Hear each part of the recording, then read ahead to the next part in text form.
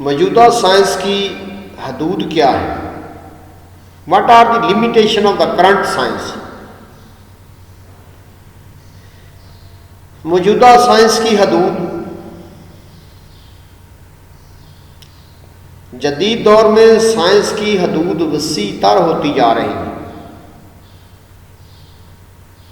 اب ہر شعبے میں دیکھیں، پہلے ہم جو ہے وہ خط لکھتے تھے 15-20 دن میں پہنچتا تھا، اگر امریکہ میں کسی کو لکھتے ہیں تو 10-15 دن میں جواب آتا تھا۔ پھر اس کے بعد جو ہے وائرلیس ہے، ٹیلی فون آ گیا، وائرلیس آ گئی، اب ای میل کرتے ہیں یا ویڈیو کال کرتے ہیں۔ یہ بات یہاں رکی نہیں ہے، آئے دن نئی سے نئی ایجادات ہو رہی ہیں۔ پتہ نہیں یہ سلسلہ کہاں جا کے رکے گا، لیکن جب تک انسان موجود ہے اپنی سہولتوں کو بہتر سے بہتر کرنے کی کوشش کر رہا ہے۔ گزشتہ نصف صدی میں سائنس اور ٹیکنالوجی نے برق رفتار ترقی کی ہے، بڑی تیزی سے سائنس اور ٹیکنالوجی میں پچھلی نصف صدی سے ترقی کی ہے۔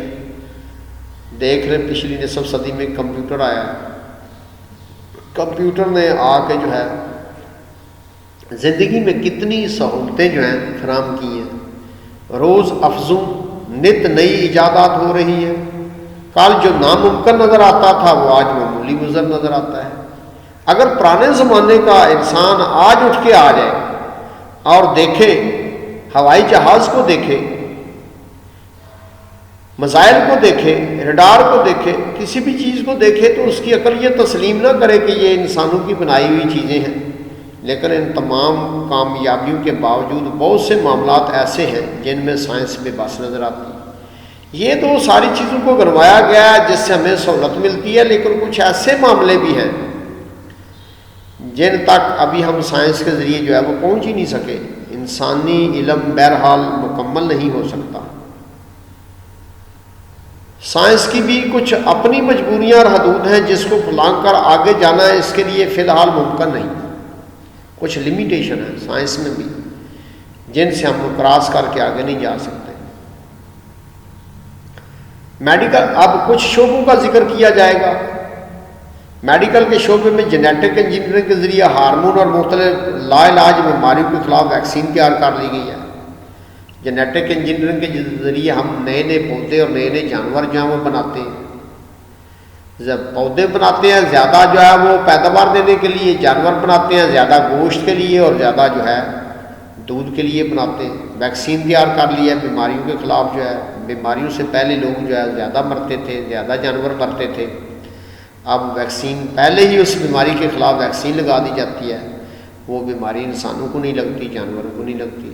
لیکن جینیٹک بیماریاں ابھی لا علاج بھی ہیں، کچھ بیماریوں پہ ابھی کنٹرول حاصل نہیں کیا جا سکا۔ جینوم کی اسٹڈی ابھی مکمل ہے، جین کی اسٹڈی، جینوم سے مراد جین کی اسٹڈی ابھی جو ہے وہ مکمل نہیں ہوئی۔ ایڈز اور ہیپاٹائٹس جیسی بیماریوں پر قابو نہیں پایا جا سکا ابھی تک جو ہے ایڈز اور ہیپاٹائٹس جیسی بیماریوں پر قابو نہیں پایا جا سکتا۔ کینسر کا علاج جو ہے لا علاج مرض ہے، کینسر کا علاج بھی، کینسر بھی ہمارے کنٹرول میں ابھی نہیں ہے۔ نیوکلیئرز جینیٹک انجینئرنگ کی بدولت فصلوں کی بہتر اقسام کی تیاری کے باوجود بنی نوع انسان کے لیے خوراک کا مسئلہ پوری طرح حل نہیں ہو سکا۔ بھائی انسانی آبادی جس سپیڈ سے بڑھ رہی ہے اس کے لیے خوراک کو مہیا کرنا ایک مسئلہ ہے۔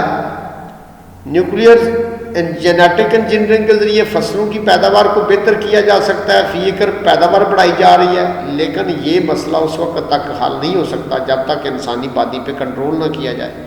دن بدن انسانی آبادی بڑھتی جا رہی ہے۔ کہتے ہیں کہ جب پاکستان بنا تھا اس وقت پاکستان کی آبادی 3.5 کروڑ تھی، اب پاکستان کی آبادی تقریباً 20-21 کروڑ تک پہنچ چکی ہے۔ تو اتنی زیادہ لوگوں کی تعداد بڑھنا، ان کو خوراک مہیا کرنے کے لیے سائنس اور ٹیکنالوجی ہے، موجودہ جو سائنس ہے اس میں بڑی تیزی سے جو ہے ترقی ہو رہی ہے، لیکن پتہ نہیں یہ سلسلہ کب رکے گا، پتہ نہیں انسانوں کی تعداد کب جا کے رکے گی۔ اور پتہ نہیں یہ نئی نئی چیزیں بنانے کا سلسلہ جو ہے کب جا کے رکے گا۔ خلائی تحقیق کی کوئی حد نہیں۔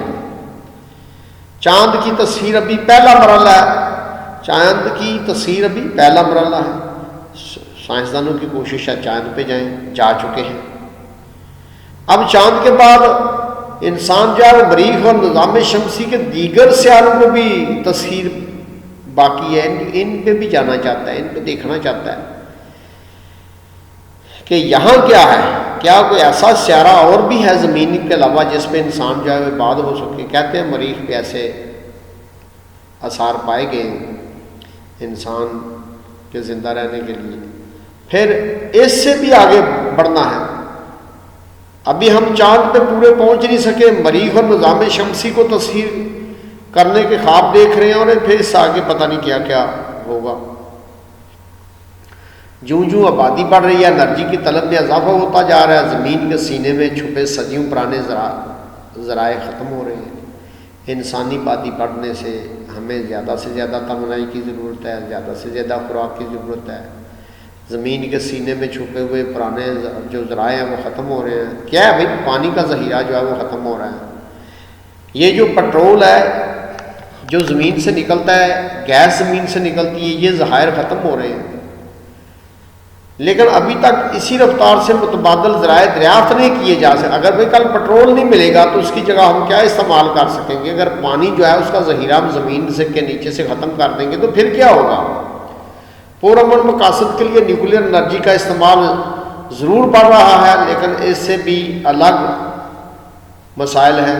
صرف نیوکلیر ویسٹ کو ٹھکانے لگانا بھی اہم مسئلہ بنتا جا رہا ہے۔ اب نیوکلیر سے انرجی جو حاصل کی جا رہی ہے، ہماری ضروریات زندگی کو پورا کرنے کے لیے اس سے بجلی بنائی جا رہی ہے اور بہت سے کام لیے جا رہے ہیں، تو مسئلہ اس میں بھی ہے کہ نیوکلیر جو ویسٹ ہے اس کو ٹھکانے لگانا بھی ایک بڑا مسئلہ ہے۔ اگر اس کو ٹھکانے نہ لگایا جائے تو کیا ہوتا ہے؟ وہ مضر صحت ہوتا ہے، مختلف بیماریاں پھیلتی ہیں۔ تمام تر تحقیقات اور ترقی کے باوجود کئی قدرتی آفات پر کنٹرول نہیں کیا جا سکا۔ اتنی زیادہ ترقی ہوئی ہے، اس کے باوجود کچھ ایسی قدرتی آفات ہیں کنٹرول نہیں کیا جا سکا ان پہ۔ مثلا زلزلے کی تباہ کاریاں اسی طرح ہیں، وقت سے پہلے اس کے متعلق آگاہی اور مناسب احتیاطی اقدامات میں سائنسدان کامیاب نہیں ہو سکے۔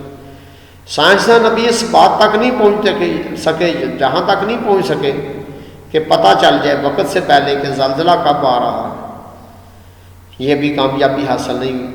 وہ انسان نے سائنس میں بہت زیادہ ترقی کر کے اپنے لیے زیادہ سے زیادہ سہولتیں جو ہیں وہ پیدا کر لی ہیں، لیکن اب بھی کچھ مسائل جو ہیں وہ حل طلب ہیں، جس میں بتایا گیا ہے زلزلے کی بات کہ یہ نہیں پتہ چلتا کب زلزلہ آنا ہے، ابھی تک سائنس یہاں تک نہیں پہنچ سکی۔ اسی طرح دیگر قدرتی آفات کا مقابلہ کرنے میں بھی انسان بے بس ہے، اور بھی ایسی قدرتی آفات ہیں جس میں انسان جو ہے ابھی سائنس کے ذریعے ان پہ قابو نہیں پا سکا۔ الغرض سائنسی ترقی جاری ہے، ہر وقت نئی دریافتیں ہو رہی ہیں اور علم کا دائرہ وسیع ہوتا جا رہا ہے۔ آج سے 50-60 سال پہلے جو میٹرک کا سلیبس تھا وہ ایک سائنس کی کتاب تھی، پھر فزکس، کیمسٹری، بیالوجی، 3 سائنس کی کتابیں ہوں گی میتھ کے ساتھ۔ اب 9th کی کتابیں علیحدہ ہیں، 10th کی کتابیں علیحدہ ہیں، یہ سلسلہ رکا نہیں ہے۔ اس سے آگے جو ہے مزید جو ہے علم کا جو ہے علم میں اضافہ ہو رہا ہے، علم کے دائرہ کار میں وسیع ہوتا جا رہا ہے۔ سائنس میں تحقیقات اور جستجو کا یہ سلسلہ اگر اسی رفتار سے جاری رہا تو مستقبل آج سے یقیناً زیادہ خوبصورت ہوگا۔ پرانے وقتوں میں انسان کو اتنی سہولت نہیں تھی جو اب ہیں، جس طرح گھر میں جو ہے وہ بجلی نہیں ہوتی تھی، گھر میں جو ہے پنکھا نہیں ہوتا تھا، گھر میں فریج نہیں ہوتی تھی، گھر میں ٹی وی نہیں ہوتا تھا۔ آج یہ ساری سہولتیں موجود ہیں، لیکن کہا گیا ہے کہ سائنس اگر اسی رفتار سے ترقی کرتی رہی تو اس سے زیادہ بہتر سے بہتر سہولتیں جو ہیں انسان اپنے گھر میں دیکھ سکے گا۔